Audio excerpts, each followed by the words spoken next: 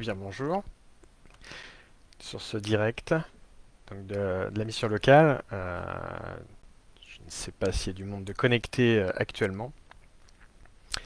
Et du coup, actuellement, oui, il y a une personne qui visionne la vidéo, a priori. Donc il y a peu de monde en direct.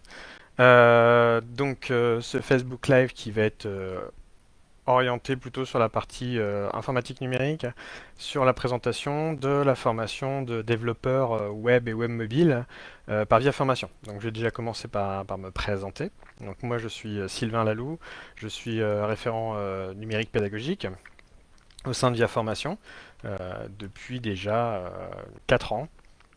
En fait, je suis à l'interne au sein d'un pôle de la stratégie digitale, un pôle numérique, au sein de Via Formation, et depuis 4 ans avec toute une équipe, hein, je ne suis pas seul, avec toute une équipe, on a développé la filière numérique et informatique, sur les différentes régions où se situe Via Formation.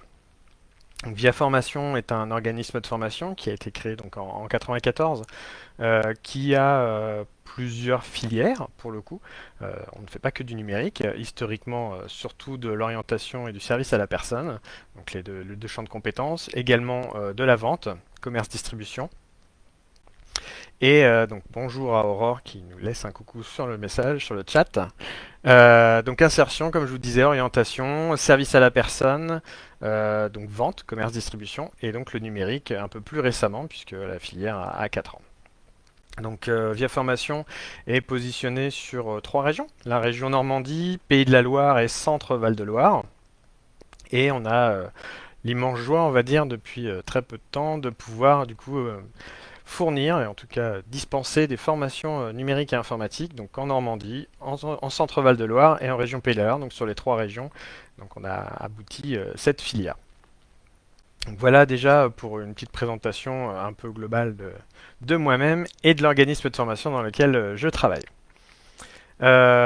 Si on fait une petite présentation de la globalité de ce que peut être le numérique et l'informatique, il y a plusieurs métiers qui sont représentés dans ce domaine-là. N'hésitez pas d'ailleurs, si vous avez des questions, à les poser dans le chat, je me ferai un plaisir de pouvoir y répondre. Donc effectivement, plusieurs métiers, c'est un grand secteur, hein. On parle du service à la personne, on parle du commerce, la distribution. Tout ça, ce sont des grands secteurs. À l'intérieur, il y a plusieurs sous-métiers. L'informatique numérique, bah, du coup, n'y échappe pas. On a un peu le même principe. En fait, si on prend sur la partie un petit peu plus matériel et réseau, donc un peu plus informatique, vous avez des métiers du type technicien de maintenance, technicien d'assistance aux utilisateurs, qui vont plutôt être là pour dépanner les utilisateurs des matériels informatiques, donc des ordinateurs, du téléphone, etc. Mais qui peut monter en niveau de diplôme, bien entendu, et en expertise, jusqu'à des administrateurs réseau et donc de systèmes d'information. On a également toute une partie sur la partie développement informatique.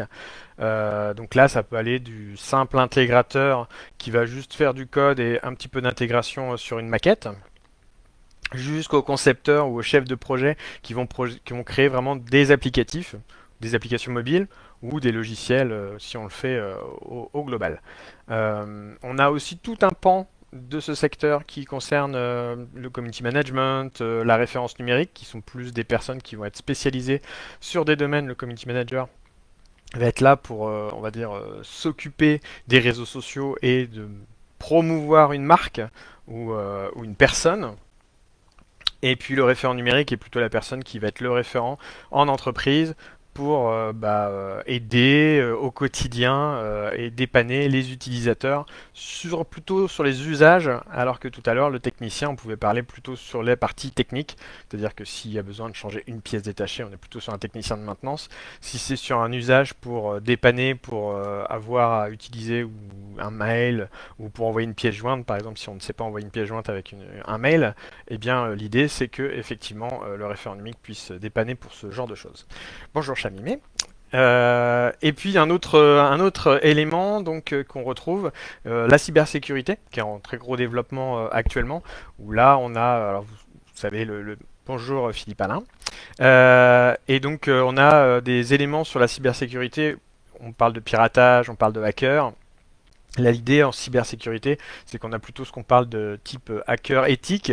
Donc, ce sont des personnes qui sont le bon pirate, entre guillemets, qui viennent tester les failles pour les entreprises pour pouvoir proposer des protections, tout simplement, sur les systèmes d'information. Et puis, vous avez aussi tout un gros autre pan qui est le big data.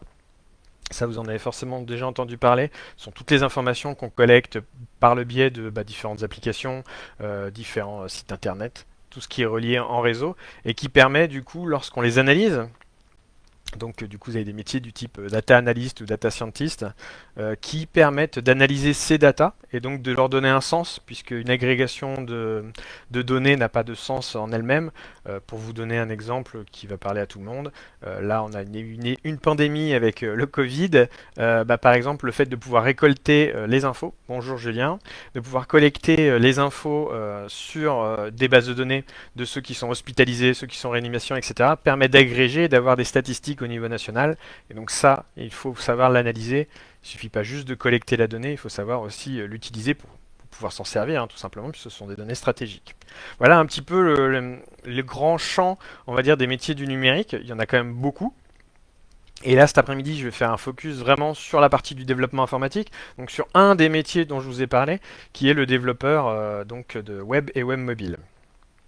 Alors pour situer un petit peu ce que fait le développeur web et web mobile dans la chaîne, on va dire, du développement informatique, on peut dire qu'il se situe au début de la chaîne, lorsque l'on va vendre un projet ou une entreprise va vouloir produire un projet, on a besoin de développer des modules. Donc que ce soit un site internet pour développer des applicatifs, par exemple on imagine Facebook pour développer, pour rajouter des pages pour que les entreprises puissent utiliser des pages promotionnelles, ou si on est sur un logiciel de pouvoir ajouter des fonctionnalités.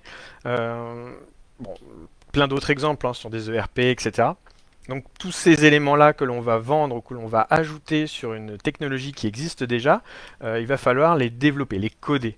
Donc utiliser des langages informatiques. Et c'est là que le développeur intervient, puisque c'est lui qui va être le codeur, qui va maîtriser différents langages informatiques afin de pouvoir développer ces éléments applicatifs ou ces compléments du logiciel qui est préexistant. Donc au-dessus ou entre guillemets au-dessus, c'est pas vraiment au-dessus, vous avez une poursuite du développeur derrière, qui donc le développeur web et web mobile est un bac+2. Vous avez un bac+3 qui est le concepteur développeur d'application. On va dire la grosse différence qui existe entre les deux. Alors effectivement, il y en a un qui a un diplôme plus élevé, mais également, ce qui va être intéressant, c'est que le concepteur développeur d'application, lui, va créer vraiment des applications. Dans le premier, vous avez développeur web et web mobile. Web, on voit, c'est la partie web, donc les sites internet. Le web mobile, c'est la possibilité de pouvoir afficher des petites applications, en tout cas des pages, pour qu'on puisse les visionner soit sur tablette, soit sur smartphone. Donc du coup, web mobile, c'est qu'elle soit accessible via des appareils mobiles, donc notre smartphone, les tablettes comme je vous disais. Le concepteur développeur d'applications, lui, va être capable de créer des applications, des applicatifs, qui soient aussi bien mobiles que non mobiles, c'est-à-dire sur PC, type des ERP, des logiciels internes d'entreprise, mais aussi les petites applications que vous avez sur Android ou iOS. Donc c'est on va dire la progression, si on veut continuer sa formation de développeur, on peut passer sur le titre de concepteur. Voilà un petit peu où se situe le développeur. Et en amont, on pourrait avoir ce qu'on appelle des intégrateurs de code qui, eux, ne vont pas s'occuper de l'architecture globale, mais juste des petits éléments de code. Et donc, on va dire, c'est les petites mains du développement et de la programmation, donc les intégrateurs. Et puis, vous avez un métier qui est un peu parallèle, qui est aussi intéressant, qui est le web designer, qui, lui, va faire tout ce qui est, alors au-delà de la communication papier, du print, donc du marketing qui est capable de faire en design, il y a aussi la partie web, et le web designer va aussi créer des maquettes donc pour que ce soit joli, puisqu'en fait un codeur n'est pas forcément un designer, et donc lui l'idée c'est qu'il va le développer dans un langage pour communiquer avec la machine, le web designer va le mettre un peu en forme pour que nous en tant qu'usagers ce soit assez sympathique à utiliser. Donc voilà un petit peu le développeur et on va dire ses collègues dans sa branche, où est-ce qu'il se situe. Donc, pour faire un focus plus approfondi sur ce métier, bien entendu, on va proposer donc des formations de développeurs web et web mobile sur le Mans à Via Formation. Donc la formation sur le Mans, pour vous dire un peu où on est situé derrière l'université, donc près de la route de Laval finalement, et donc derrière l'université, derrière le terminus du tram. Donc à cet endroit-là, on va pouvoir dispenser donc des formations de développeurs web et web mobile à partir d'octobre prochain. Je vous redirai les dates, je vais vous expliquer ça juste après. Ce qui peut vous être intéressant pour vous, c'est de savoir un petit peu quels sont les profils qui sont attendus. Alors en tant que développeur, hein, bien entendu, et puis dans la globalité, puisque les métiers du numérique se regroupent un peu. Donc les profils attendus, on attend d'avoir des gens qui sont curieux, qui aiment, alors c'est un peu un métier passion hein, quand même, l'informatique et le numérique.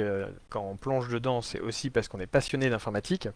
Mais il y a le côté curieux, autodidacte, hein, qu'on retrouve chez les autodidactes, l'envie d'apprendre et de se remettre en cause, parce qu'il y a énormément de langage aussi à apprendre, et c'est aussi un domaine qui évolue beaucoup.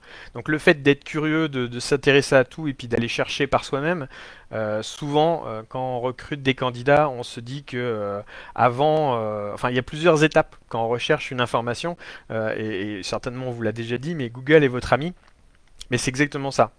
C'est-à-dire que quand je me pose une question, la première chose que je vais faire déjà quand je suis, en tout cas quand je travaille sur un ordinateur, c'est que je me pose la question où est-ce que je vais chercher ma réponse. La réponse, je peux la trouver sur Google déjà. Première chose. Si je la trouve pas sur Google, j'ai qui? Bah, j'ai mes collègues de formation.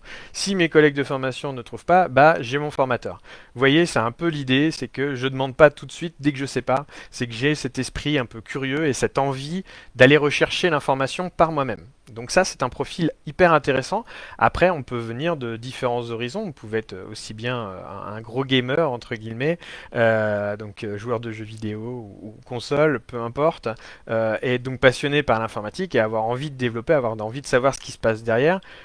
Vous pouvez aussi avoir un profil du type, bah, vous avez voulu créer votre site internet et donc bah, du coup vous êtes déjà renseigné, vous avez été sur des plateformes, vous avez été voir des vidéos tutos pour voir comment fonctionne ce code. Donc ce sont des ensembles de balises qui peuvent s'apprendre et qui s'enchaînent et qui permettent de créer un squelette, une structure à une page web. Bah, ça par exemple si vous l'avez déjà fait, ça peut être aussi des profils qui sont un peu attendus. Pareil pour si je extrapole aux techniciens de maintenance, tout à l'heure je disais c'était ceux qui étaient plus dans le dépannage réseau et matériel. Si déjà vous avez la passion d'avoir monté votre propre PC, d'avoir changé des pièces à l'intérieur de votre ordinateur, a priori vous avez été curieux, vous avez essayé de découvrir par vous-même, ce sont ce genre de profils qui sont plutôt recherchés dans l'informatique. Des profils aussi qui vont se remettre en cause. Là, je vous disais sur le développeur, il y a plusieurs langages à apprendre et donc forcément la remise en cause aussi elle est importante parce qu'il y a des évolutions sur les langages et puis il y a des nouveaux langages qui peuvent arriver, comme par exemple avec tout ce qui est 3D actuellement, réalité virtuelle, réalité augmentée. Donc du coup on a besoin de nouveaux langages pour échanger avec la machine, donc il y a cette remise en cause aussi, ne pas rester sur ses acquis, ça c'est des choses très utile dans le profil. Et puis enfin, je finirai sur l'agilité, cette philosophie qui est importante d'être agile. Être agile, c'est être capable d'être flexible, capable de réagir rapidement, et puis d'être un peu malin, un peu curieux, c'est ce que je vous disais tout à l'heure. Donc on a un peu toute cette philosophie dans le profil qui est attendue. Ce sont beaucoup de métiers où on va travailler en équipe. Alors oui, on travaille derrière un écran, derrière un ordinateur, on est avec son code, mais on ne travaille pas seul. L'image du geek qui travaille à la cave avec ses pizzas et ses bières, voilà, ça n'existe pas. C'est du travail d'équipe avant tout, puisqu'en fait votre code, vous avez besoin de le faire fonctionner pour les autres, et puis en fait vous ne développez jamais l'intégralité d'un applicatif seul. Donc c'est bien une équipe qui fonctionne ensemble. Alors par contre, il y a effectivement un élément à prendre en compte, c'est l'autonomie. Il faut savoir prendre des décisions et être autonome, parce que c'est aussi un métier où vous pouvez être en télétravail. Là, ça tombe très bien, parce qu'on est un peu dans la même mouvance actuellement. Mais voilà, lorsque vous êtes en télétravail, vous avez aussi cette capacité d'autonomie, tout en pouvant rendre des comptes, bien entendu, à votre équipe pour avancer sur les projets. Donc bah voilà, hein, donc curieux, remise en cause, esprit d'équipe, savoir être aussi autonome, et puis bah, je vous l'ai dit tout à l'heure un peu sur la partie autodidacte, c'est-à-dire que les personnes qui sont capables d'apprendre seules et qui ont compris qu'on pouvait apprendre seul et après faire des formations, ou même pendant faire des formations, formaliser les notions pour être meilleur, mais déjà de savoir où trouver les infos et se former, c'est quelque chose de très important. Comme je disais tout à l'heure, n'hésitez surtout pas si vous avez des questions, je les répondrai. Donc je vais vous présenter maintenant la formation en elle-même, hein, celle de développeur web et web mobile. Donc c'est une formation qui va durer 6 mois à peu près. Donc elle commence le 19 octobre jusqu'au 31 mars 2021. Il y a 490 heures en centre. Donc le centre, c'est en centre de formation, dans le centre de formation. Alors en fonction, on verra, hein, mais il peut y avoir du présentiel, du distanciel, donc en fonction du déroulé pédagogique. Et il y a 210 heures en entreprise, donc qui vont vous permettre de pouvoir exercer les compétences acquises en centre et de pouvoir les mettre à profit dans une entreprise et voir ce que ça donne. Donc ça, c'est la durée de la formation. On a un recrutement bien entendu qui va s'effectuer en information collective. Le recrutement, alors le profil qui va être recherché pour ces formations-là, ça peut être des personnes qui effectivement ont déjà fait des formations en informatique ou dans le domaine de l'informatique et qui voudraient se spécialiser sur le code. C'est une possibilité. Alors je vous ai dit que c'était un bac plus 2. On ne demande pas de prérequis spécifiques d'avoir un bac pour aller sur le bac plus 2. Je vais expliquer un petit peu cette idée-là. Alors ça peut être le cas. Vous pouvez avoir un BTS, vous pouvez avoir un bac et vous diriger vers le développement. Vous ne serez pas refusé, hein, bien entendu. Ça peut être un profil intéressant. Mais on va aussi accepter des profils de personnes qui vont être soit pas diplômées, soit être un diplômé en dessous du bac.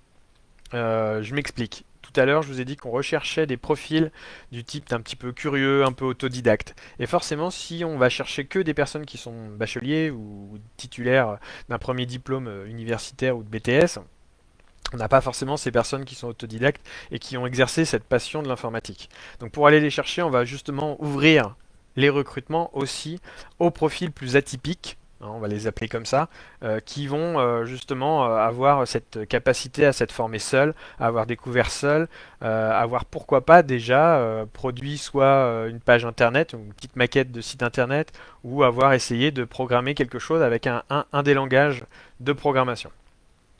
Donc ça, c'est pour le profil. Donc je répète, pas de diplôme spécifique pour rentrer sur ce diplôme Bac plus 2. Nous avons déjà l'expérience en Sarthe sur l'école qui est à Montval, enfin à Chartres-sur-le-Loir exactement, qui est l'ENSOP, sur lequel nous formons des personnes qui peuvent venir de tous horizons. On a même des CAP paysagistes, vous voyez, ça n'a aucun rapport avec le développement. Et pourtant, à la fin de la formation, ils sont titrés du titre de développeur web et mobile, donc obtiennent un niveau de Bac plus 2. Donc pour le coup, ils se qualifient vraiment avec un beaucoup plus haut niveau de qualification. Ils peuvent trouver en plus du boulot. Et surtout, bah, vous voyez, le fait d'être paysagiste n'avait aucun rapport et pourtant, ces personnes-là vont quand même se former et réussir sur cette formation. Il y a le côté investissement, bien entendu, qui va être important. Ce sont des formations où l'investissement personnel, où on a une certaine addiction au code et donc l'investissement personnel peut être assez important. Je vous ai dit 490 heures en centre. Et il y a du travail personnel à côté, bien entendu. Si on se restreint juste aux 490 heures, ce sera peut-être un peu juste. Euh, donc dans ce type de profil, je vous ai dit un petit peu toutes sortes de choses, mais je rajouterais aussi que ça peut être intéressant que la personne aime un peu la logique, travailler un peu les idées de logique, s'amuser à faire des suites logiques ou des tests ou un petit peu d'algorithme. Et donc métier passion, parce que bien entendu, pour ceux qui ont déjà testé le code, eh ben, quand on commence, souvent on a envie de finir le bout de code pour voir si ça fonctionne. On travaille quand même dans des interfaces très austères, hein. Dans le développeur web, on va être sur une page avec des éléments de code qui vont être affichés. C'est là-dessus on va lire, c'est comme une langue étrangère. C'est pas forcément très fun, mais on a quand même à cœur de vouloir que, bah, une fois que le code est finalisé, de pouvoir l'exécuter, pouvoir l'utiliser. Alors si c'est une maquette web, on voit plus rapidement parce que la page web s'affiche, mais on a à cœur à ce que ça fonctionne à la fin. Et c'est vrai que c'est un peu compliqué de laisser de côté un code en cours qui ne fonctionne toujours pas en fait, et de se dire bah voilà, je continuerai demain. On a cette addiction qui arrive assez rapidement. Je dirais que si elle n'arrive pas, ça peut être aussi une question à se poser si effectivement le métier est fait pour nous. Voilà un peu pour les différents profils. Donc les recrutements, les informations collectives, comment ça va se passer? Donc il y a des informations collectives. Alors je vais vous donner les dates. Les informations collectives ont lieu le 3 septembre et le 18 septembre, donc à Via Formation au Mans. Donc une information en collective d'abord pour présenter la formation à toutes les personnes qui vont être venues. Et puis ensuite il y a un entretien individuel pour échanger avec la personne sur son projet professionnel et le pourquoi. choisir cette formation-là et quel est le devenir derrière, avec aussi, bien entendu, le passage de tests de sélection pour savoir. Alors des tests tout simples, hein, des tests, enfin tout simples, des tests de logique principalement et de compréhension pour voir si vous avez déjà un petit peu la fibre. Donc le programme, qu'est-ce qu'il y a comme programme dans cette formation euh, qui dure quand même, comme je vous disais, presque 500 heures, et puis d'octobre à mars, donc 6 mois. Donc dedans, dans cette formation, vous allez avoir un premier module qui s'appelle le Start Num, en fait, dans lequel on va avoir des éléments un peu globaux d'apprentissage de la formation. Vous allez passer le PIX, qui est une certification numérique. Vous allez aussi acquérir une meilleure maîtrise des techniques de l'information et de la communication, faire de l'apprendre à apprendre, et puis aussi de la remise à niveau si nécessaire pour bien communiquer en français à l'écrit et à l'oral, puisque un développeur, certes, il écrit dans des langues qui communiquent avec l'ordinateur, ça ne l'empêche pas d'avoir à écrire des cahiers des charges, des comptes rendus, et là pour le coup, c'est quand même plutôt sympa de pouvoir laisser un message, une transcription en tout cas, correcte en français pour ses collègues. Donc ça c'est une première introduction, on va dire, à la formation. Ensuite, vous avez deux gros modules qui rejoignent les CCP, donc les certificats de compétences professionnelles, en lien avec le titre professionnel de développeur web et web mobile. Pour faire simple, le premier gros bloc de formation reprend tout ce qui est front-end. Alors le front-end en développement, c'est tout ce que l'on voit devant, donc le front. Alors je vous explique par exemple pour une page web, c'est quand vous consultez une page web, c'est la page web que vous voyez, donc ça c'est la partie visible par l'usager. Et puis le deuxième gros bloc, du coup c'est le back-end, donc il y a le front, le devant, le back, le derrière. Donc c'est la partie qui est plutôt orientée avec la partie administration. Hein, un site internet, on peut l'administrer, on peut ajouter des utilisateurs, on peut faire des tas de choses. Et donc il y a une base de données, et donc ce sont tous ces composants que l'on va développer sur cette deuxième gros bloc. Donc pour faire simple, vous avez vu deux gros blocs, une partie pour le front, donc la partie usager, une partie back plus pour la partie administration. Je le fais simple, mais c'est globalement ce qu'il y a dedans. Bien entendu, il y a toutes sortes de compétences transverses parce qu'on vous accompagne tout au long de votre parcours pour que vous assuriez votre projet professionnel. On vous aide aussi à développer par rapport à votre identité numérique. Et au-delà de tout ça, on va proposer des modules spécifiques, puisqu'en fonction de l'individualisation de votre parcours, vous aurez la possibilité de participer à d'autres ateliers du type des petits challenges, par exemple de formation. La cybersécurité, ça peut être des choses en tout cas de sensibilisation à la cybersécurité, le web marketing, la gestion du stress, qui peut être aussi utile pour le passage du titre. Et puis, alors je passe, hein, il y a plein d'autres petites choses. Vous avez aussi l'UX Design. L'UX Design, c'est l'expérience utilisateur. Ça permet de pouvoir se mettre à la place de l'usager lorsqu'on teste par exemple un site internet ou une application et de voir ce qui fonctionne, ce qui ne fonctionne pas. En gros, c'est un peu la partie test. Donc voilà pour la partie programme, en tout cas, de ce que contient cette formation. Donc modalité d'inscription. Mission locale là, actuellement pour le live, donc on va plutôt orienter l'inscription pour les jeunes, donc moins de 26 ans. Donc il est nécessaire de passer du coup par votre conseiller emploi formation, donc un conseiller mission locale, ou Pôle emploi si vous êtes suivi par Pôle emploi. Donc besoin d'une prescription et d'une préinscription donc du coup par votre conseiller. La prescription nous est envoyée, ce qui nous permet nous de vous convoquer lors de l'information collective, donc soit du 3 septembre, soit du 18 septembre, pour participer à l'information, l'entretien individuel et les tests de sélection. Donc ça, on va dire que c'est un petit peu les étapes obligatoires. Vous ne pourrez pas venir directement à Via Formation et demander à être inscrit. On vous dira que faut repasser par votre conseiller prescripteur. Donc passez bien par la mission locale si vous êtes suivi par la mission locale et Pôle emploi si vous avez moins de 26 ans et que vous êtes suivi par Pôle emploi. Pour les débouchés, on va finir peut-être sur ces éléments-là, puis après je prendrai les questions s'il y a des questions. Les débouchés, vous avez toutes sortes de débouchés sur ce métier. Donc vous êtes embauchable dès la sortie de formation, hein, pour assurer aussi peut-être certains qui pourraient se poser la question. Vous êtes embauchable, vous avez les compétences pour travailler directement en structure en fin de formation à la fin de ces 6 mois. Donc les premiers débouchés, on va dire, il y a les ESN, donc ce sont les entreprises de services numériques.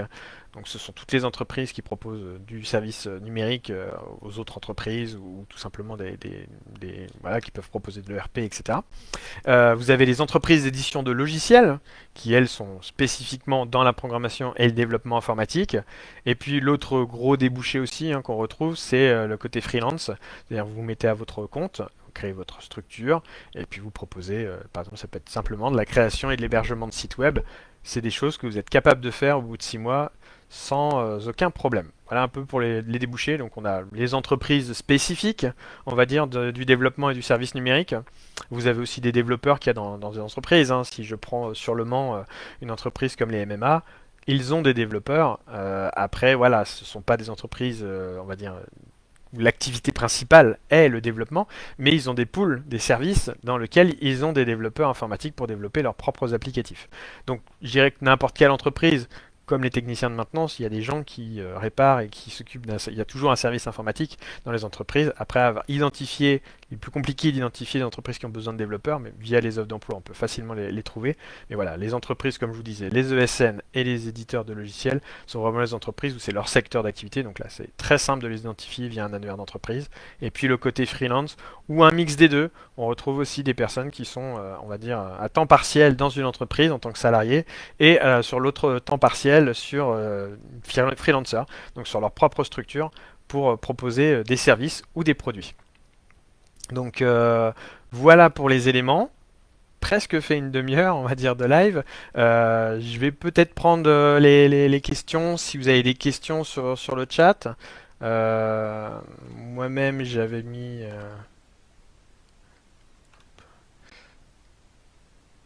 j'avais mis un petit sondage qui pouvait être intéressant, de savoir si vous étiez intéressé par une formation de développeur web et web mobile. Je vous ai mis, j'ai activé le sondage, et puis si vous avez des questions, je suis prêt à les écouter, ou en tout cas à les lire sur le chat pour pouvoir y répondre. Je vais laisser quelques minutes le temps que vous puissiez les écrire si nécessaire.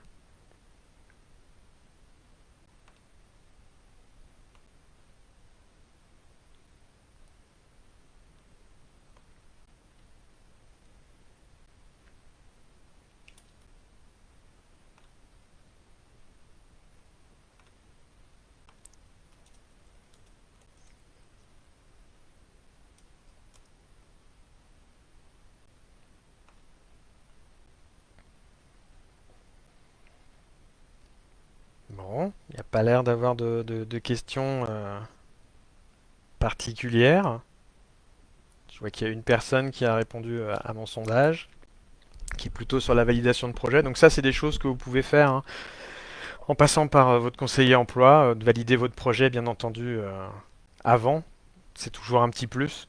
Donc, je dirais, lors du recrutement, amener un portfolio ou un book de réalisation. Si vous avez déjà fait des petites pages web ou des petits applicatifs, ou si vous êtes amusé déjà à développer un petit logiciel sur votre PC, n'hésitez pas à les amener. C'est toujours de la matière en plus à apporter lors du dispositif. Et comme je vous disais, on ne se restreint pas au diplôme.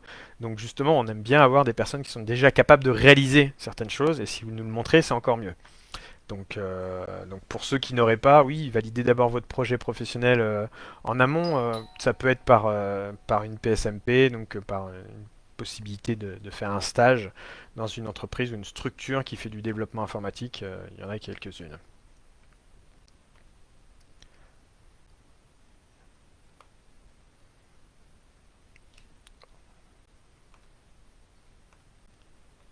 Donc ok. Pas d'autres remarques ou autres?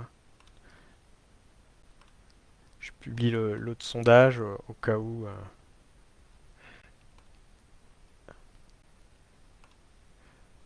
Au cas où il y a personne qui répond là. Donc du coup, c'est le dernier sondage qui va me permettre de savoir aussi si j'ai pu répondre à vos diverses questions. Euh, est-ce que totalement, partiellement, ou si vous avez encore des questions. En tout cas, je vais conclure là-dessus sur ce live. Merci à ceux qui étaient en direct pour la suivi de ce live de la mission locale donc consacrée sur la formation de développeur web et web mobile de Via Formation. Et puis, bah, n'hésitez pas, si vous avez des questions, vous pouvez toujours contacter via la page aussi Facebook de Via Formation ou votre conseiller emploi qui fera suivre. Et dans ce cas-là, on répondra aux questions qui auront lieu en différé de ce live. Je laisse les 30 dernières secondes, comme ça on sera bien à 30 minutes de live, et dans le cas où vous auriez des questions comme ça de dernière minute. Et sinon, je mettrai fin donc à ce direct.